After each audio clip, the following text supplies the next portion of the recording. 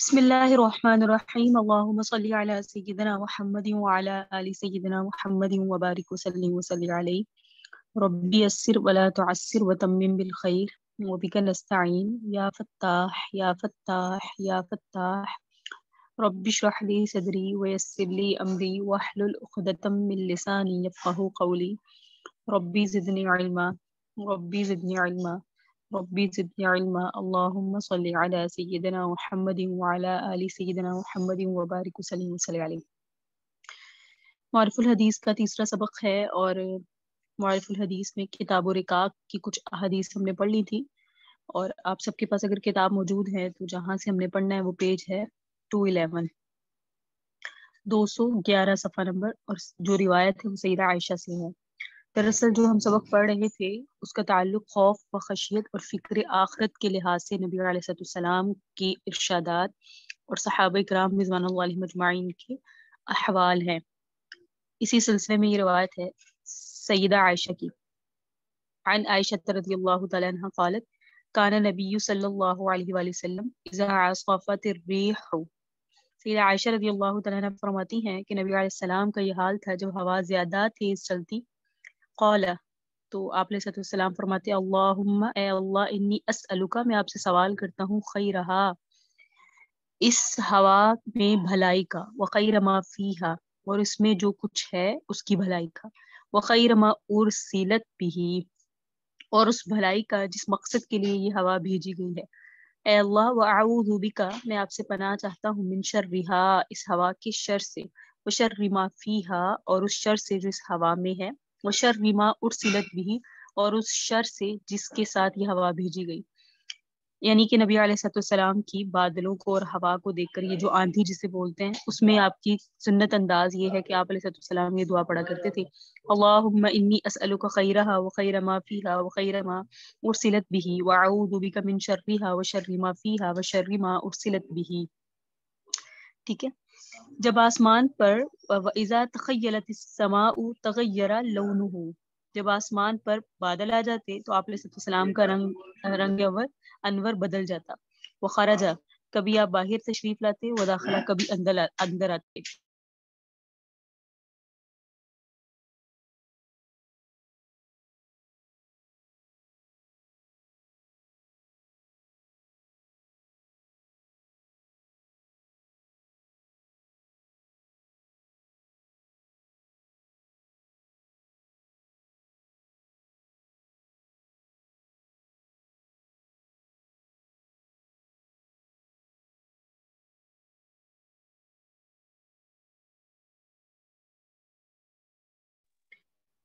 اچھا جی، آپ علیہ السلام خارجہ کبھی باہر تشریف لے جاتے، وہ داخلہ کبھی اندر تشریف لے جاتے، وہ اقبلہ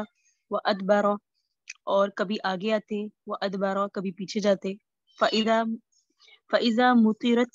جب بارش کر دی جاتی، یعنی جب وہ بادلوں کی کیفیت بارش کی صورت میں بدل جاتی، سُرِّیَ عَنْہُ تو آپ کی یہ جو کیفیت تھی یہ بھی ختم ہو جاتی، مطلب آپ کا جو یہ اضطراب تھا اور ایک بے تابی اور بے چینی کی کیفیت تھی یہ ختم ہو جاتی۔ فعرفت ذلك عائشہ تو پہچانا آپ سیدہ عائشہ نے آپ کی اس حالت اور کو سمجھ لیا، فسألتہ اور انہوں نے سیدہ عائشہ رضی اللہ تعالیٰ عنہ نے آقا علیہ السلام سے سوال کیا، فقال تو نبی علیہ السلام نے فرمایا لعلہ یا عائشہ شاید کہ یہ معاملہ ایسا ہی ہو جیسا کہ کالا کہا تھا قوم عاد عاد کی قوم نے، فلما رأوه عارضا مستقبل اودیتهم قالوا هذا عارض ممطرنا کہ جب انہوں نے قوم عاد نے اس بارش کو دیکھا تو انہوں نے اس وقت میں کیا کہا تھا، اس وقت انہوں نے کہا کہ اس بادل کو اپنی وادیوں کی طرف بڑھتے ہوئے دیکھ کر انہوں نے خوشی کے عالم میں یہ کہا کہ یہ ابر یعنی یہ بادل ہمارے لیے بارش لانے والا ہے۔ حالانکہ وہ بارش والا بادل نہیں تھا بلکہ آندھی کا ہلاکت خیز طوفان تھا جو ان کو تباہ کرنے کے لیے آیا تھا، لیکن ان کا خیال یہ تھا کہ یہ بادل جو ہے وہ ہمارے لیے خوشی لانے والے ہیں۔ تو نبی علیہ السلام کی اس کو دیکھ کر جو حالت ہوتی تھی بادلوں کو، وہ مقصد یہ تھا کہ کہیں یہ بھی ہم پر عذاب نہ لیں۔ حالانکہ وہ زمانہ نبوی ہے، نبی علیہ السلام موجود ہیں، صحابہ کرام کا ایمان کا لیول بہت ہائی ہے، اس کے باوجود وہ بارشوں اور طوفانوں سے اتنا ڈر جاتے تھے، اور دور حاضر میں اس کو انجوائے کیا جاتا ہے. یعنی یہ نہیں سوچا جاتا کہ اگر یہ برستی رہی تو یہ رحمت کے بجائے زحمت بھی بن سکتی ہے. لیکن جو ہمارے دور حاضر کے حالات ہیں اس سے آپ سب واقف ہیں. اس حدیث کی تشریح میں بتایا گیا ہے سیدہ عائشہ کی اس حدیث کا حاصل و مقصد صرف یہی ہے کہ نبی علیہ السلام کے قلب مبارک پر اللہ کے خوف اور خشیت کا ایسا غلبہ تھا کہ ذرا ہوا تیز چلتی تو آپ گھبرا کر اللہ تعالیٰ سے اس کی خیر کا کے حاصل ہونے کی اور اس کے شر سے محفوظ رہنے کی دعا کرتے. یہ جو باب ہے اس کے ساتھ مناسبت کیسے ہوگی کہ آپ پر خوف الہی اور خشیت الہی کی قدر تھی کہ ایسے موسم کو میں بھی نبی علیہ السلام کا دھیان اللہ سے کچھ لمحے کے لیے بھی نہیں ہٹتا تھا، بلکہ یہی ڈر رہتا تھا، خوف رہتا تھا کہ اللہ کہیں ناراضگی میں اس بادل کو ہمارے لیے عذاب کا باعث نہ بنا دے. جب آسمان پر ابر نمودار ہوتا تو اللہ کے جلال کی دہشت اور ہیبت سے آپ کا یہ حال ہو جاتا کہ کبھی آپ اندر آتے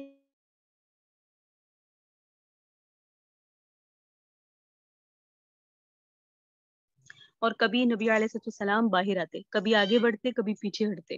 اور آپ کی یہ کیفیت خوف اور ڈر سے ہوتی کہ کہیں بادل کی شکل میں اللہ کا ویسا عذاب نہ ہو جیسا کہ حضرت ہود علیہ السلام کی سرکش قوم عاد پر ابر ہی کی شکل میں بھیجا تھا،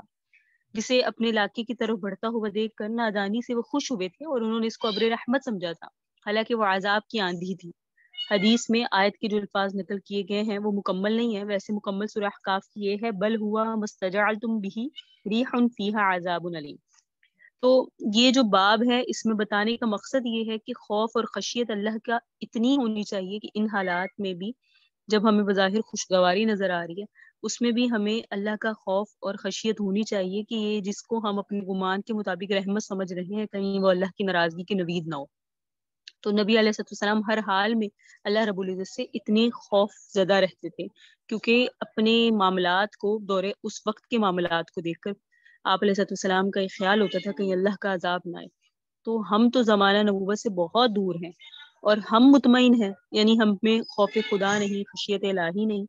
وہ ختم ہو چکی ہے. ہمیں بنسبت ان حضرات کے زیادہ ہونی چاہیے. بہرحال اگلی روایت ہے سیدنا عبداللہ بن عباس سے،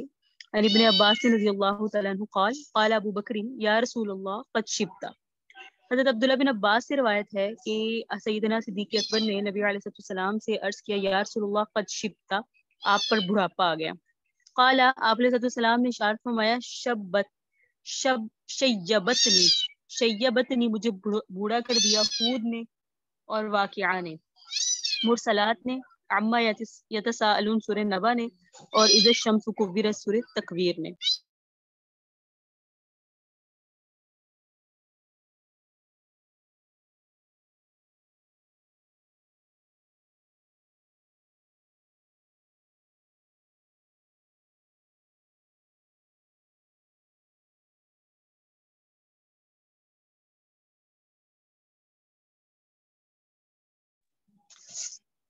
یہ جو ان صورتوں کے نام ہیں اس کو دوبارہ دیکھ لیں، سورہ ہود، سورہ واقعہ،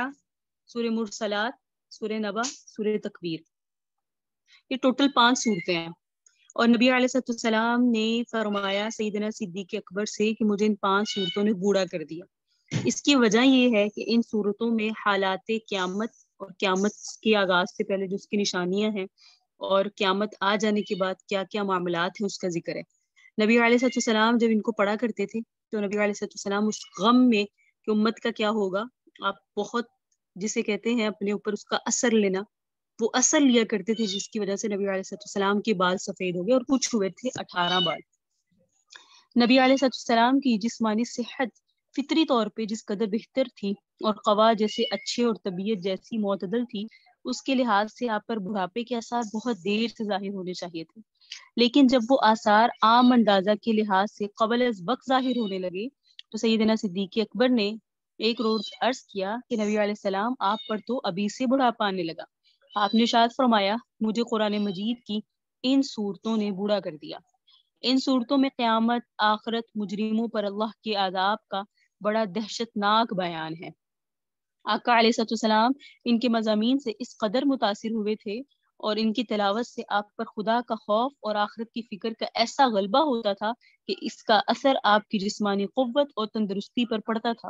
بلا شبہ خوف و فکر یہ دونوں چیزیں ایسی ہیں جو جوانوں کو جلد بوڑھا کر دیتی ہیں۔ اس لیے قیامت کے بارے میں آپ علیہ السلام نے فرمایا یوم یجعل الولدان شیبا، کہ قیامت کا دن بچوں کو بوڑھا کر دے گا۔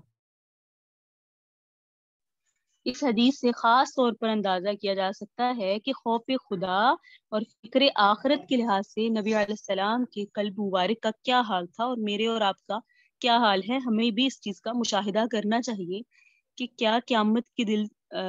ذکر سے میرے پر وہ کیفیت طاری ہوتی ہے، یا ہم سب صبح شام قرآن کی تلاوت کرتے ہیں۔ میں اکثر جب ہم دورہ قرآن کرواتے ہیں تو وہاں بھی ذکر ہوتا ہے کہ قرآن کا جو آخری والے 10 پارے ہیں اس میں تو ذکر ہی قیامت کے احوال کا ہے،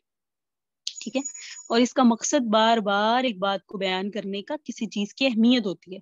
بار بار فرما رہے ہیں نا کہ قرآن کے قیامت کے احوال کو قرآن میں ذکر کیا جا رہا ہے، تو اس کا مقصد اس چیز کی تاکید ہے۔ عما یتساءلون عن النبأ العظیم، بڑی خبر کے بارے میں۔ تو اب بڑی خبر سے مراد قیامت ہی ہے کہ بہت بڑا معاملہ ہے، قیامت کا معاملہ بہت بڑا معاملہ ہے۔ یہ اتنا خوف لیا کرتے تھے نبی علیہ السلام اس بات کا کہ آپ بوڑھے، یعنی سیدنا صدیق اکبر کا لفظ کیا ہے کہ یا رسول اللہ قد شبتا، قال شیبتنی ہود والواقعہ والمرسلات وعما یتساءلون واذا الشمس کورت، کہ مجھے ان صورتوں نے بوڑھا کر دیا۔ اتنا آپ علیہ السلام پر ان کا اثر تھا، اور ہم تو ان کی تلاوت کرتے ہیں اور ان کا ہمیں ہے شوق کہ ہم ترجمہ پڑھیں اور اس کو سیکھیں، لیکن اگر وہ کیفیت نہیں بنتی تو پھر یہ قرآن ہے نا، یا تو آپ کے لیے حجت ہوگا یا آپ کے خلاف حجت ہوگا۔ اللہ رب العزت محفوظ فرمائے۔ تو اس حدیث سے بھی یہ سمجھ آیا کہ آپ علیہ السلام پر خدا کا خوف اور اللہ کی خشیت کا کس قدر غلبہ تھا، یعنی کہ وہ نبی ہیں اور اللہ کے چنیدہ ہیں، ان کے لیے آسمان و زمین بنائے گئے اور وہ تو معصوم ہے، کوئی گناہ نہیں ہے، پھر وہ اتنا اثر لیتے ہیں ان صورتوں کا۔ میں اور آپ کیا ہیں جو قیامت کے نزدیک ہے، ہمیں کتنا اثر لینا چاہیے۔ حضرت انس رضی اللہ تعالیٰ عنہ سے روایت ہے، قال فرماتے ہیں انکم لتعلمون اعمالا، تم لوگ بہت سے اعمال ایسے کرتے ہو، ہی ادق فی اعینکم من الشعر، تمہاری نگاہ میں وہ بال سے بھی زیادہ باریک ہیں، ٹھیک ہے، ہیا وہ ادق باریک ہیں، فی اعینکم تمہاری نظر میں، من الشعر بال سے، کننا نعدها علی عہد رسول اللہ، اور ہم شمار کیا کرتے تھے انہیں نبی علیہ السلام کے زمانے میں، من الموبقات ہلاک کر دینے والے، یعنی مہلکات، وہ کام ہلاک کر دینے والے۔ سبحان اللہ، سبحان اللہ کہیں، اللہ اکبر کہیں، اندازہ کریں سیدنا انس فرما رہے ہیں اپنے زمانے کے لوگوں کو کہ تم وہ عمل کرتے ہو جو تم ہلکا سمجھتے ہو، اور اس سے اپنے نگاہ میں وہ بال سے بھی زیادہ باریک، یعنی بہت ہی ہلکا ہے، لیکن اگر ہم وہ عمل نبی علیہ السلام کے زمانے میں کر لیتے تو ہم اس عمل کو اپنی ہلاکت کا باعث سمجھتے تھے۔ مطلب یہ ہے کہ نبی علیہ السلام کے پاک زمانہ میں مسلمانوں پر، یعنی آپ علیہ السلام کے تربیت یافتہ صحابہ کرام پر خوف خدا کا اتنا غلبہ تھا کہ وہ آخرت کے حساب اور انجام سے اس قدر لرزا و ترسا رہتے تھے کہ بہت سے وہ اعمال جن کو تم لوگ بالکل معمولی سمجھتے ہو اور بے پرواہی سے کرتے رہتے ہو، ان سے بچنے کی کوئی فکر نہیں کرتے، وہ صحابہ ان کو مہلک سمجھتے تھے، ان سے بچنے کا ایسا ہی اہتمام رکھتے تھے جیسے ہلاک کرنے والی چیزوں سے بچنے کا اہتمام کیا جاتا ہے، اعمال کو ضائع کر دینے والے عمل، یعنی صحابہ کرام ان چھوٹی چیزوں کو بھی سمجھتے تھے کہ مجھے ہلاک کر دیں گے، یہ ہمیں ضائع کر دیں گے اگر ہم یہ عمل کریں، اور تم بڑے بے باک ہو کر کرتے ہیں، ہم کرتے ہیں۔ ابھی ہم اگر دور حاضر میں اپنی شادی بیاہ پر ہونے والے فنکشنز پہ غور کریں تو وہ بھی ایسے کر رہے ہوتے ہیں ہم بے باک ہو کر جیسے ہمیں تو اللہ سے جنگ کرنی ہے، معاذ اللہ، اللہ ہماری مخلوق، ہم اس کے خدا، ایسا عمل لگ رہا ہوتا ہے، معاذ اللہ ثم معاذ اللہ، کیونکہ ہم اتنے بے باک ہوتے ہیں اور ہمیں وہ اپنا حق لگ رہا ہوتا ہے کہ شادی کے موقع پر خوشیاں منانا اور اس طرح کی خرافات کرنا حق ہے، بھئی خوشی ہے، تو ہم اللہ کو بالکل یعنی بالکل بھول چکے ہوتے ہیں۔ میں یہاں بڑے کاموں کی بات کر رہی ہوں، یعنی ہم اتنے بڑے بڑے کام کرتے ہیں اور اس کو بھی بہت ہلکا سمجھتے ہیں، اور صحابہ کرام سے تھوڑا بھی عمل ہو جاتا تھا جسے آج کے زمانے میں ہم تو گنتے ہی نہیں نا، وہ گنا کرتے تھے اور وہ اس چھوٹے عمل کو بھی اپنے لیے بہت بڑا ہلاکت کا سبب سمجھتے تھے۔ ان النظری حضرت نظر تابعی سے روایت ہے، قال فرماتے ہیں کانت ظلمۃ علی عہد انس، انس رضی اللہ تعالیٰ عنہ کے زمانے میں ایک دفعہ کالی آندھی آئی، فاتیتہ، میں حضرت انس کے پاس آیا، فقلت، میں نے کہا، یا ابا حمزہ، میں نے پوچھا اے ابو حمزہ، هل کان ھذا یصیبکم علی عہد رسول اللہ، کہ ایسی کالی آندھی رسول اللہ کے زمانے میں بھی آپ لوگوں پر آتی تھی؟ فقال معاذ اللہ،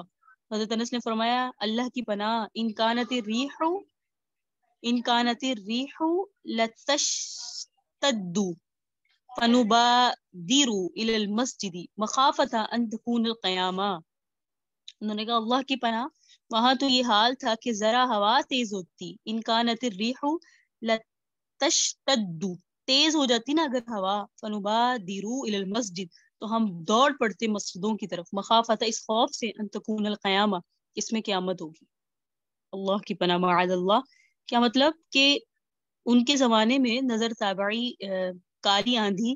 اگر آئی ایک زمانے میں، ایک وقت میں آئی، تو انہوں نے حضرت انس سے پوچھا کہ آقا علیہ السلام کے زمانے میں بھی کالی آندھی ہوا کرتی تھی؟ تو انہوں نے فرمایا یہ تو کالی آندھی ہے، آقا علیہ السلام کے زمانے میں اگر ہوا بھی تیز ہوتی تھی تو ہم میں اتنا خوف اور لرزہ طاری ہو جاتا تھا کہ کہیں یہ قیامت کی نوید نہ ہو، یعنی اس زمانے میں بھی قیامت کا اتنا خوف تھا، یعنی وہ اتنا اس وقت میں بھی یعنی قیامت کا اتنا ڈر تھا کہ بس آنے والی، ہم تو شاید ایسے ہیں کہ ہم ہی پر قیامت آئے، یعنی اس حالات سے پتہ چلتا ہے۔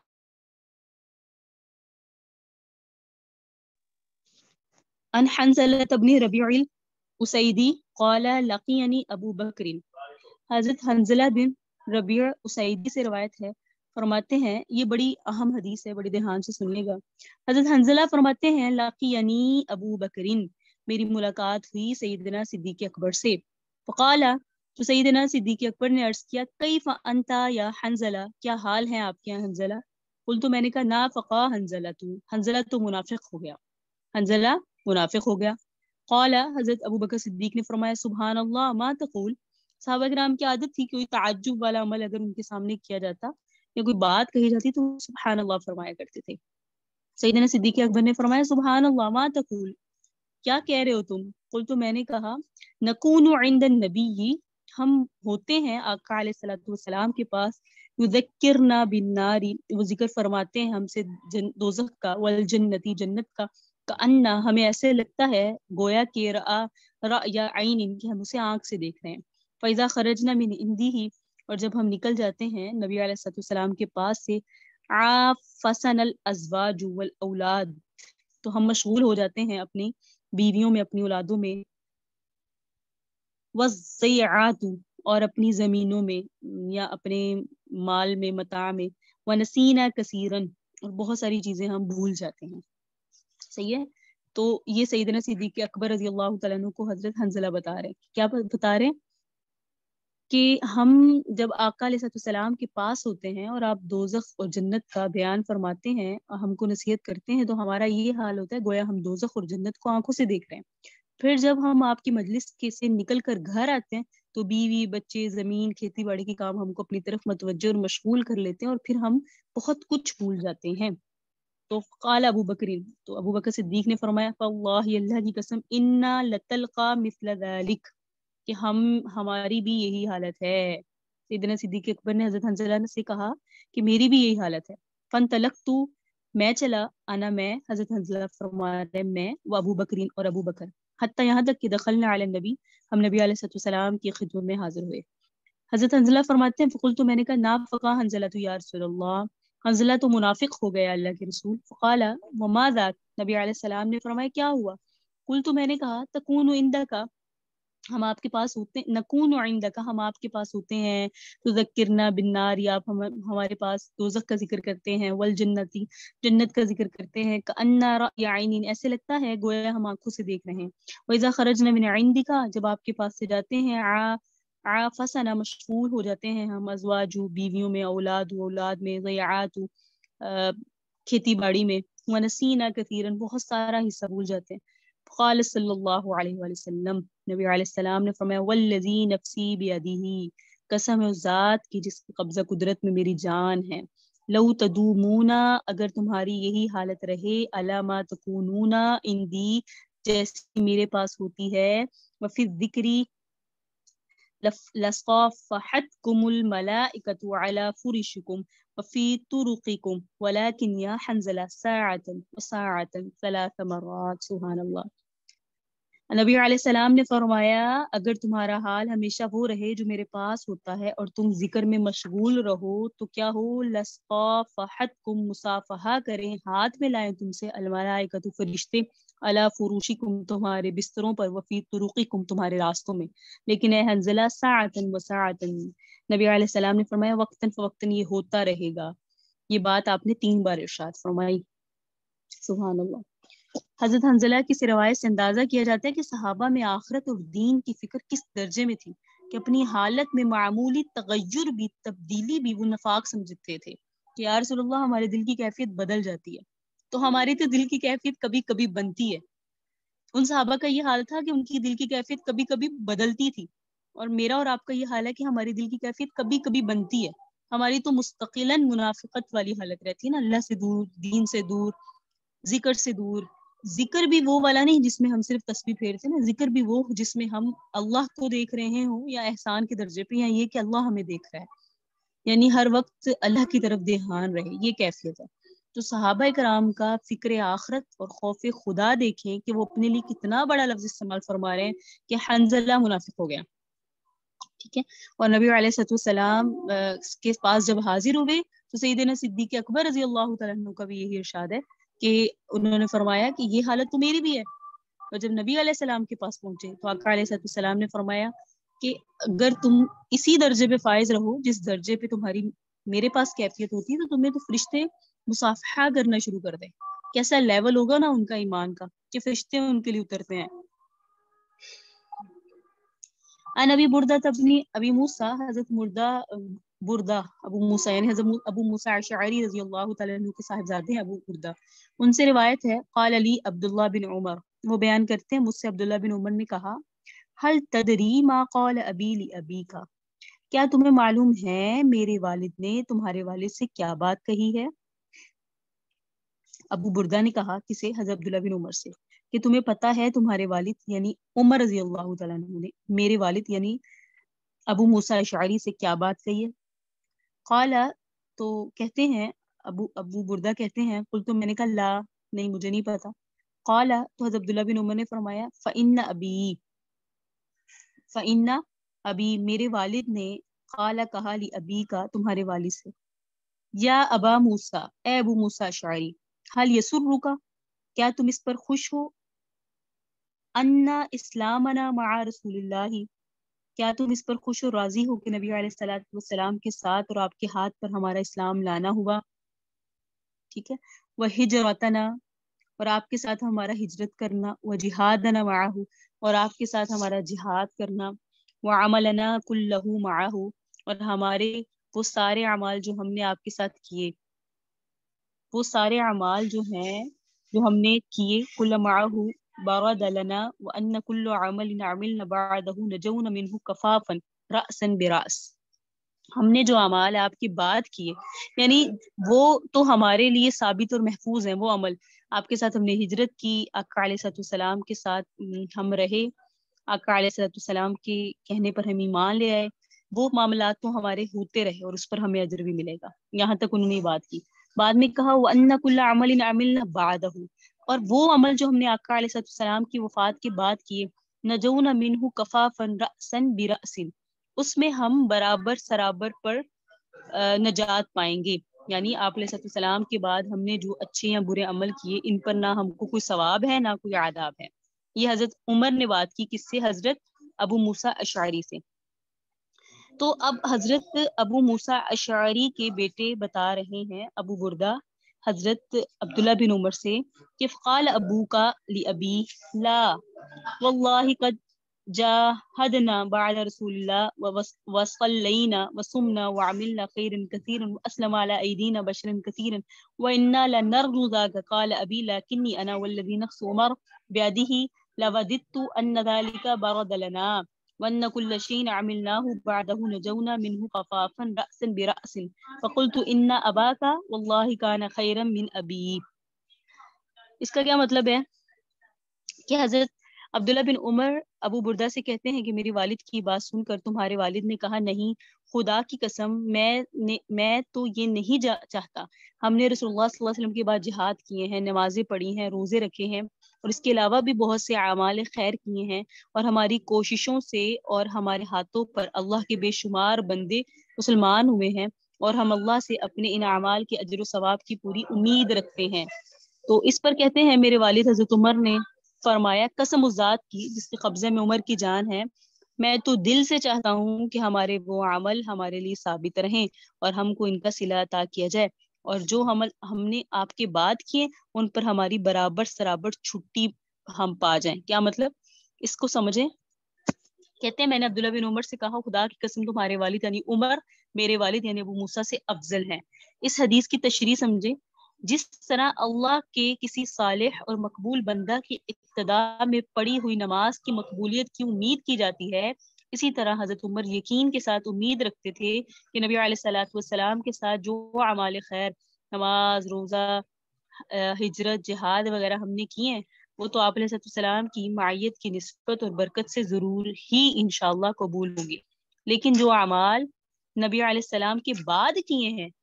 چونکہ ان کو یہ نسبت حاصل نہیں ہے کہ وہ آپ کی سامنے ہوئے آقا علیہ الصلوۃ والسلام کے، بلکہ وہ اپنے ہی اعمال تھے، اس لیے حضرت عمر اہل معرفت کی طرح ان کے انجام سے ڈرتے ہیں اور اپنی سلامتی اور کامیابی اسی میں سمجھتے ہیں کہ بعد والے صالح اعمال سے برابر سرابر ان کو چھٹی مل جائے، نہ ان پر عذاب ہو نہ ثواب ہو. حدیث کے آخر میں ابو بردہ نے حضرت عبداللہ بن عمر سے جو یہ فرمایا کہ خدا کی قسم میرے والد سے تمہارے والد افضل تھے، بظاہر اس سے ان کا یہ مطلب تھا کہ چونکہ حضرت عمر افضل تھے اپنے اعمال سے بے اطمینانی اور خدا کے خوف کا اثر ان پر اس قدر زیادہ تھا. صحیح بخاری میں حضرت عمر کے واقع شہادت کی روایت میں یہ بھی ارشاد ہے کہ انہوں نے فرمایا اللہ کی قسم اگر میرے پاس زمین بھر سونا ہو تو میں اللہ کے عذاب کے دیکھنے سے پہلے اس سب کو فدیہ میں دے دوں اور اپنی جان چھڑوا لوں. اس قدر خوف خدا ہوا کرتا تھا حضرت عمر رضی اللہ تعالیٰ عنہ کے اندر. اللہ اکبر. یہ ہے اس بندے پر خوف خدا کا غلبہ جس نے بار بار رسول اللہ کی زبان مبارک سے اپنے لیے جنت کی بشارتیں سنی، پھر بھی وہ خوف و خشیت میں اس طرح اتنا مبتلا رہتے تھے کہ ڈرا کرتے تھے کہ پتہ نہیں مجھے میرے اعمال پر بخشش ہوگی یا نہیں ہوگی. دیکھیں 216 صفحہ دنیا کی تحقیر اور مذمت. رقاق کے سلسلے کی جو حدیثیں آگے درج کی جا رہی ہیں ان میں نبی علیہ السلام نے دنیا کی حقارت یعنی چھٹا کہ دنیا کچھ نہیں ہے، دنیا کوئی ویلیو نہیں ہے، اور مذمت کی ہے. بتایا ہے کہ اللہ کے نزدیک اور آخرت کے مقابلے میں یہ دنیا کس قدر حقیر اور بے قیمت ہے. چونکہ ہمارے زمانے میں دنیا کے ساتھ لوگوں کا تعلق اور شغف اور انہماک حد سے بڑھ گیا ہے اور خالص دنیاوی اور مادی ترقی کے مسئلے کو اتنی اہمیت دے دی گئی ہے کہ غالباً اس سے پہلے کبھی بھی اس کو اہمیت کا ہی مقام حاصل نہیں ہوگا. اس لیے اب حالت یہ ہے کہ دنیا کی تحقیر اور مذمت کی بات بہت سے مسلمانوں کے دل میں بھی آسانی سے نہیں اترتی. جب ہم لوگوں کو دنیا کی بے وقتی بتاتے ہیں، دنیا کو بتاتے ہیں کہ دنیا کی کوئی ویلیو نہیں، تو لوگوں کے دلوں میں یہ بات جلدی سے نہیں اترتی. بلکہ آگے کیا بتایا جا رہا ہے، بلکہ نوبت یہاں تک پہنچ جاتی ہے کہ بعض وہ لوگ بھی بہت سے مسلمانوں کے دلوں میں بھی آسانی جو مسلمانوں کے رہنما اور مصلح سمجھے جاتے ہیں اور دین کے لحاظ سے ان کا شمار عوام میں نہیں ہے بلکہ خاص ہیں، وہ بھی دنیا کی بے ثباتی اور بے وقتی کے تذکرے کو بے تکلف سمجھتے ہیں. تصوف کہتے ہیں، یعنی وہ کہتے ہیں کہ دنیا سے کٹ جانا یہ دین نہیں ہے. اور جب ان کے سامنے اس موضوع کی حدیث سے ذکر کی جاتی ہے تو ممکن انہیں حدیث کی طرح ان حدیثوں کا انکار کر دیتے. بہرحال یہاں بتانے کا مقصد یہ ہے کہ دور حاضر میں لوگوں کے دلوں میں اس قدر مال کی محبت آ گئی ہے کہ اگر ان کو اور دنیا کی محبت آ گئی ہے کہ اگر ان کے اوپر اس کی بے وقتی ظاہر کی جائے تو وہ اس کو سمجھے نہیں، اور وہ یہ سمجھے کہ دنیا جو ہے وہ ہی زندگی ہے. دنیا کوئی علیحدہ دنیا ہی کے لیے ہم آئے، وہ دنیا کی ویلیو کو نہیں سمجھتے، یعنی ہے ہی نہیں ویلیو. مطلب یہ ہے کہ وہ اس میں اعمال کرنے کو اپنا عمل نہیں سمجھتے، وہ سمجھتے ہیں کہ جیسے ہم رہ رہے ہیں وہ ہمارا لائف سٹائل ہے اور ہمیں زندگی گزارنی ہے. یہ دنیا جس میں ہم اپنی یہ زندگی گزار رہے ہیں اور جس کو اپنی آنکھوں کانوں وغیرہ سے حواس سے محسوس کرتے ہیں، جس طرح یہ ایک واقعی حقیقت ہے، اسی طرح آخرت بھی جس کی اطلاع اللہ کے سب پیغمبروں نے دی ہے وہ بھی ایک یقینی حقیقت ہے، اور اپنی زندگی کے اس دور میں ہمارا اس کو نہ دیکھنا اور نہ محسوس کرنا بالکل ایسے ہے جیسے ماں کے پیٹ میں ہونے کے زمانے میں ہم اس دنیا کو نہیں دیکھتے اور نہیں محسوس کرتے، پھر جس طرح ہم نے یہاں آ کر اس دنیا کو دیکھ لیا اور زمین اور آسمان کی وہ ہزاروں لاکھوں چیزیں یہاں ہمارے مشاہدے میں آ گئی جن کا ہم ماں کے پیٹ میں تصور بھی نہیں کر سکتے تھے، اسی طرح مرنے کے بعد عالم آخرت میں پہنچ کر جنت اور دوزخ کو اور اس عالم کی ان تمام چیزوں کو دیکھ لیں گے اور پا لیں گے جن کی اطلاع اللہ کے پیغمبروں اور اللہ کی کتابوں نے دی ہے۔ الغرض ہماری یہ دنیا جس طرح ایک حقیقی عالم ہے، اسی طرح آخرت بھی مرنے کے بعد سامنے آ جانے والا ایک حقیقی اور بالکل واقعی عالم ہے۔ ہمارا اس پر ایمان ہے اور نقل و عقل کی روشنی میں ہم کو اس کے بارے میں الحمدللہ پورا وثوق اور اطمینان ہے۔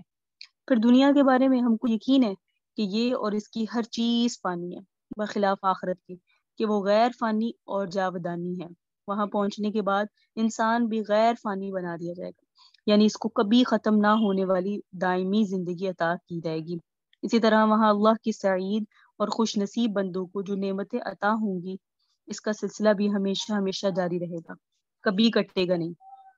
قرآن میں کیا فرمایا؟ عطا ان غیر مجذوز، کہ وہ عطا خداوندی ہے جس کا سلسلہ کبھی بھی نہیں کٹے گا۔